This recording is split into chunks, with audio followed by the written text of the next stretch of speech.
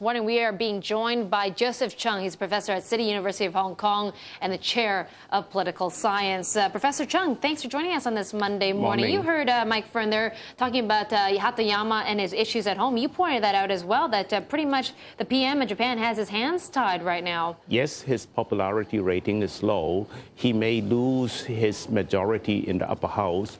This will make it difficult for his government to get bills passed, although he has a majority in the lower house, so his government will stay. Now, what was accomplished this weekend, if anything, from these discussions? Well, preparations have not been intensive, so we did not have many important breakthroughs. Certainly, China has been more forthcoming with regard to the East Asian Economic Community idea. And of course, the fact that China and South Korea has a free trade area agreement going on will add pressure. And of course, we have to recognize that the economic links between China and Japan are still the weakest, though the volume is huge. So certainly the two prime ministers will work something along these lines. The atmosphere should be good. China should be helpful. Hatoyama did raise the controversial issue of the sovereignty over the Diaoyutai Islands, Senkaku Islands to Japan. But then his own foreign minister disagreed with him. So it may be his own foreign minister disagreed with him. Is that what happened? So this will be a bit controversial. Yeah, it's a bit controversial. Let me just talk to you about North Korea, because everyone's looking out in terms of what the three can agree on in terms of a response to the North. But you have China here being very hesitant, very reluctant, some would say very ambiguous in terms of how to deal with the North. In fact, they are so reluctant, they don't even want to point the finger in terms of the sinking of this ship. I mean, doesn't that make China look a little disappointing here?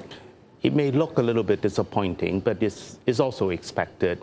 I think China's position probably will be it is not beneficial for China to join South Korea and Japan to condemn North Korea severely. Rather, in that case, it will push North Korea into a corner. It will make things difficult. And instead, China, of course, will say it will try to diffuse tension.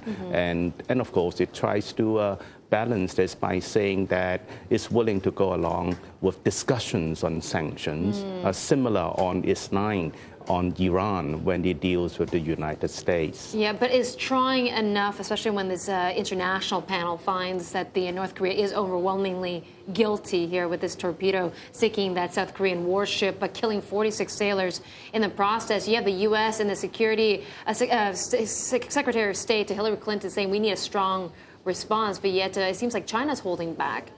Well, Pyongyang is always a problem with regard to these issues, but I don't think its neighbors are prepared to really exert tremendous pressure on Pyongyang at this stage. So under such circumstances, I think all parties concerned actually would like to remain channels of negotiation open and would not like to lead to rise in tensions in the Korean Peninsula. So China will still be helpful in this way. Okay, well.